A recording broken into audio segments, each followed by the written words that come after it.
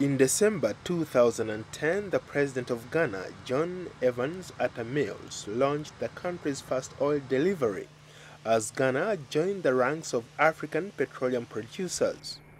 However, the country did not have enough skilled people to take on the challenges of this new industry. Today, a training program in Takoradi, Western Ghana, has young people kitted up and ready to learn skills necessary to be part of the country's fastest growing industry. It's quite hectic, standing in the sun always trying to learn what's going on, but the form as exercise, form as a training, so we hope to achieve and know more. Sigma Best Technical Services Limited teaches welding, pipe fitting, electrical engineering and specialized construction to about 3,000 students.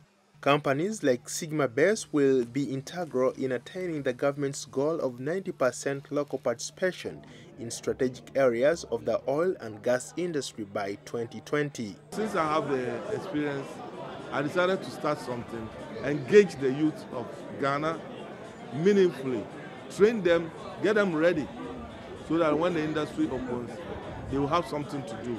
They will not be idle, therefore we won't have any frustrated youth visiting us with mayhem. Ghana's initial production of 120,000 barrels per year ranks the West African nation as Sub-Saharan Africa's 7th largest oil producer, with output set to double within 3 years. Ahead, the oil industry, there is a bigger money.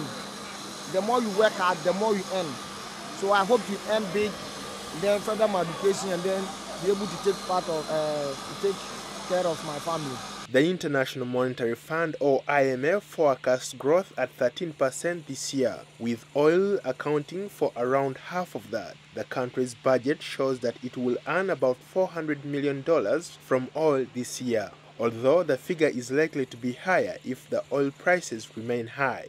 Samuel Ajman, an award-winning journalist visiting from Ghana, says that unlike other oil-producing countries in Africa, Ghana is likely to benefit from its petroleum revenues. The IMF report actually states that Ghana, relatively compared with other African countries and other oil-producing countries, is likely to really utilize its oil finds. The reason being that we have found this oil at the time the country is very well built in terms of democracy, and then people are much more aware of the problems and the pros and cons of finding a natural resource which is very crucial and important as oil.